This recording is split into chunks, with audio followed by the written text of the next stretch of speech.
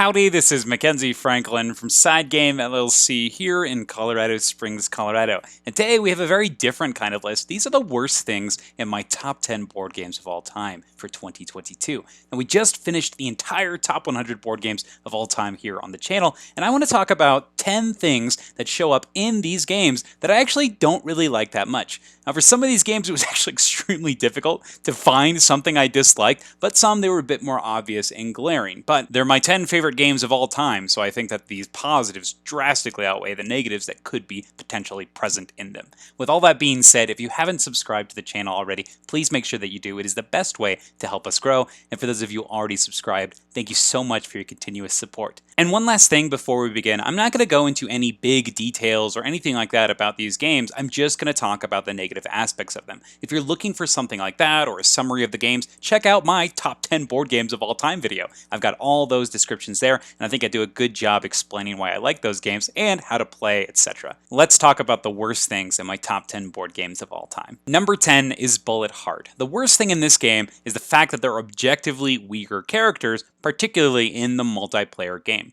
Now, one character in particular that stands out to me is Young Ja Kim, and I think that she's a really interesting character. Her whole ability is that whenever she moves bullets around her player area, she actually pushes them. And when she pushes them, if they push off the side of her board, they get cleared. What an awesome concept, and I think this is just a really fun character to play. One of the coolest and most unique characters that exists in the game. But that being said, if you're playing the multiplayer version of this game, she is drastically underpowered, and that really shows off in her pattern cards. Now, patterns are the way you clear the different bullets in your screen, and Ramun Flame here on Board Game Geek does a great job with explaining how these cards work and the amount of bullets you can actually clear with them. Now, only 4 of her pattern cards can clear 3 bullets at once, meaning that the other 6 are just plain inefficient, which is really unfortunate in that multiplayer game because the whole idea is you want to be clearing your bullets so you can send them to your opponent, and they go back and forth until someone eventually explodes. Now, this makes for a really great challenge if you are maybe a more advanced or experienced player, and I think that's really neat about this character,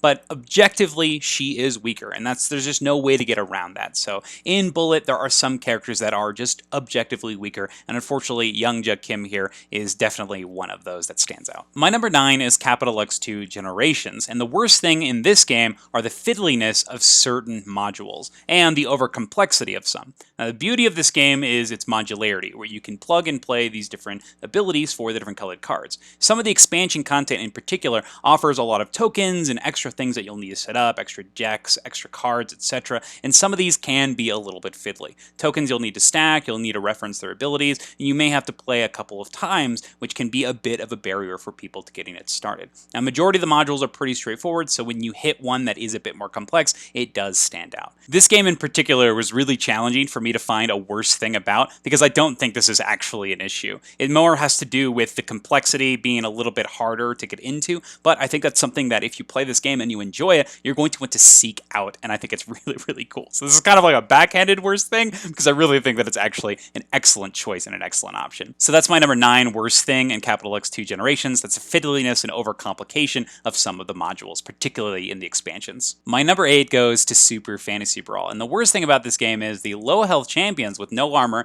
and then inversely, high health champions with lots of armor. Every time you draft a champion, you'll see its 2 primary stats. It's armor, which reduces the amount of damage it takes from every attack profile, and then it's health. When it takes that much damage, it's knocked out. Every time you knock out an opponent's character, you get a trophy, which is a point, and its first to 5 points wins the game. So in addition to the objectives, you're trying to be knocking out characters. Now, some characters have so much armor, like Dougrun here is the classic example that you get in the box, and when you grab him, generally, he is not going to be leaving the board. This character has so much health, so much armor, that it's almost futile, and it feels like it's futile to even mess with him. And that's something you just need to know with these high armor characters. And on the opposite of this, you have characters like Wrath here, who have extremely low health and no armor, who are very powerful in the way that they move and interact and attack, but can die from a couple of well-placed attack cards, so you could lose them a turn, and can feel pretty bad when you accidentally put a character somewhere and you're just giving the enemy points. As I mentioned before, there's a draft for the game, so you can definitely veer away from the playstyles that would involve you playing with characters with lower health or with the higher armor, so I do like that approachability to the game. Whether you're annoyed that you just can't take out a high armor character, or the fact that your characters keep on dying because they're they're so low health. That can be extremely frustrating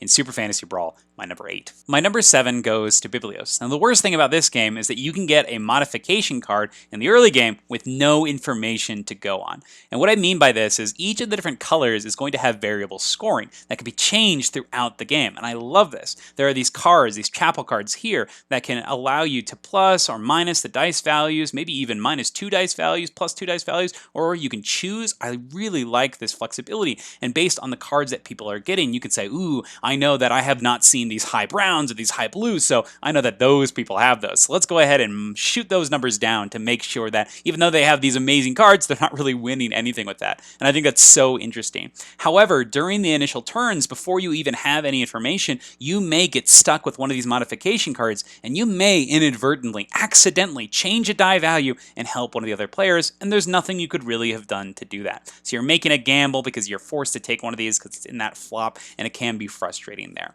So that's my least favorite thing in Biblios, is when you have to take one of these modification cards and use it without any information, because you do use them right away when you take them. My number 6 goes to Brass Birmingham, and my least favorite thing about this game is the fact that the symbol cards are less powerful in the Canal era. During the game, you're going to be playing these industry symbol cards onto the board in order to build different things. They give you some flexibility because you can play them into places as long as you're connected to them through your network. Now, however, in the Canal era, you are only allowed to have one tile of your own color in each city. In the second era, you're actually able to use these cards to build in the same city you're in, which gives you way more flexibility and way more power. However, these cards just aren't as powerful or as good during that first part of the game, which can be a little frustrating if you continuously get them, because you will need to build out and use networking tiles to actually use them and actually put pieces into cities. I'll be honest with you, this was another one that was really challenging for me to find a negative about, because I do think that the flexibility is pretty dang strong with these cards during the early game, but they are less powerful than they would be in that second half. But I think that's just kind of cool because they do get stronger in that second half of the game, which means that the game develops and just changes the way that you approach things. Oh, this is an incredible game. I love this one. That's my number 6, Brass Birmingham. My number 5 goes to Too Many Bones. And my least favorite thing about this game is the fact that when you fail an encounter, it's a cascading failure. Every day you'll move the day counter one space to the right, and then you'll draw an encounter card, and the encounter card will generally have you fighting something. And to determine who you fight, you have to calculate your BQ. The BQ is made of your day you're currently on times the number of players playing. So if it's day 4 and there's one of me, I've got 4 BQ. And that means that I'm going to create baddie points, which are equal to those numbers. They come in 1s, 3s, 5s, so the more BQ that you have, the more challenging the encounter is going to be. You either have larger baddies or just more of the smaller ones. So you've got some cool systems here where the challenges will get more and more difficult throughout the game. This system makes sense to me as the encounter cards get to scale. You'll fight these tiny little minions at first, and then have to fight a lot of these larger ones as the game progresses. However, the issue with this, and the worst thing about it, is that whenever you fail a scenario, all you do at the end of the round is fully heal back up and then tick the day counter one space, which is really unfortunate because that just means that when you fail, you're not getting any rewards, but the days are getting more challenging, and it means that you have less time to actually go and fight the tyrant. For example, Drellin here, you need at least 6 progress points and only 10 days to do it, so failing an encounter could be extremely challenging and difficult because now you are less prepared than you were before for a challenge that is now more difficult because your battle queue is bigger. It has a cascading failure mechanism at its core, and this can be pretty detrimental, especially if you lose during the early rounds, because that can just get worse and worse as now you're not prepped to fight further on. This cascading failure is present in Too Many Bones, my number 5. My number 4 is Hallertau, and the worst thing about Hallertau is in the solo mode, the starting cube clear from the Quadrant cards, and how that affects the efficiency of your actions and your overall game. These are Quadrant cards, and they determine what cubes are cleared from the board at the start of each round. With a solo mode game, you only ever remove one quadrant, and this is going to make those actions in those areas cheaper. The way the board is laid out, you have these cubes that will stick from round to round. You're essentially blocking yourself, and I think this is a really clever mechanism. However, when you're playing the solo mode, you're only revealing a single quadrant card at the start of the game. Everywhere else is going to start with 1 cube on it, so to go to any action besides the card that you flip, it's going to cost you 2 cubes. Now, unfortunately, I think that if you flip the upper left quadrant for your initial flip, it can lead to a more challenging game experience, and that's because 3 of the actions of the 5 in this upper left quadrant are not very good. good, and everything else on the board will retain its 2 worker cost to actually use. Now, the 3 actions in particular are clay delivery, where you get bricks equal to the round number. It's round 1, so you only get 1. So 1 cube for 1 brick, I don't think is a very good rate. And then the sheep breeding here requires that you have milk in order to create sheep, which you're not going to have at the beginning of the game. And then sheep shearing requires you have sheep to get wool, which once again, this is the very beginning of the game, you're probably not going to have sheep. Now, to make up for it, you do have some great flexibility with the gateway cards here. It costs 1 worker to get one of these cards, and they will help you get that engine started. So that's a great option. But then there's also the farming that's revealed, which is great, which is going to give you an extra field in 5 or let you plant 4 things. So there's some positives and negatives to this quadrant, but I do think that this upper left quadrant can make your game a little bit more challenging. And that might be something you appreciate. Once again, this one's a really hard one to figure out because I think that Hallertau is wonderful. But that's my least favorite thing, and Hallertau, my number 4. My number 3 goes to Maracaibo. And the worst thing about this game is the speed of the solo AI in the core box, Gene. Now, the way Gene works is you're going to draw cards from this pre-constructed deck. You'll shuffle it up, draw one, and on the top of the card, it'll have this arrow, which determines the number of spaces that she goes to. Now, the spaces she visits, though, are only actually populated spaces, whether it be a city or a quest tile on the board. So she's not actually going to stop on any of the smaller routes. She can make some really big jumps on her turn. And that means that Gene is going to be speeding through the Caribbean, and your game is going to go by pretty quickly. Now, this can cut up some of your options when it comes to building engines and putting assistants on the board. Because Gene plays consistently fast, you are going to have a similar experience when you play her because you need to play at a higher pace. You're not going to be able to build the engine as you may in a multiplayer game, and you're not really going to be able to adapt to what the other opponents are doing based on their rates of cards they're playing, things they're visiting, things they're stopping to visit, and letting them pass before others. At the time of this recording, I haven't played the AI that's in the Uprising expansion yet, but I think that this is something you should be aware of if you're just getting that core experience. Now, I think the base game of Maracaibo is incredible, and I think that the solo mode is so well done in that core experience, but this is something you need to be aware of, that the pacing will be similar from game to game because Jean is just a fast opponent. She really does like rushing that end of the game, and that's something you need to be aware of because it's going to be different from the multiplayer experience. It's my least favorite thing in Maracaibo, the speed of the Jean AI in the core box. My number 2 goes to Blood Rage, and my least favorite thing in this game are the Age 1 leader upgrades in the God Gifts phase.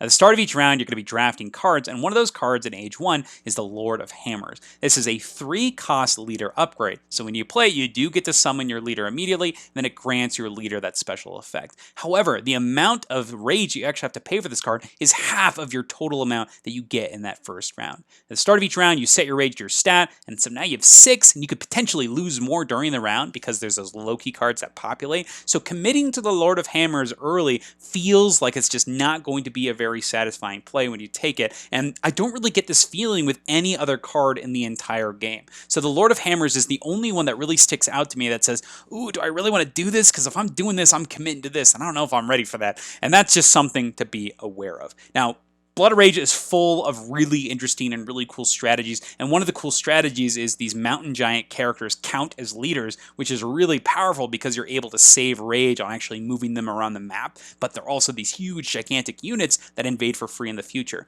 But this leader upgrade is a little weird in the way it works because you actually have to pay to play it, but invading with your leaders is normally free, so it's a cost that you didn't actually have to play to invade with the leader in the first place. It is such a weird experience, but I think with some good card play and other comboing, for example, there's a card that makes upgrades cheaper, I think that this definitely could be a viable strategy. So it's all based on the way that you want to play, but when I see this, I always think to myself like, whew, am I ready for the Lord of Hammers this game? Or do I take this really cool looking monster instead? Or do I take this excellent upgrade or this super strong battle card to win some clutch competition? It's a strategy that I don't know if I'm ready to commit to yet. So that's my least favorite thing in Blood Rage, the Lord of Hammers card. And my number 1 is Marvel Champions. And my least favorite thing about this game is when you're playing true solo, so just playing one character, the rate at which the villain schemes, as well as just progresses through their schemes in general. When you play a game of Marvel Champions, the villain is trying to complete a scheme of some sort. It's up to you to control the threat that is being placed on the scheme,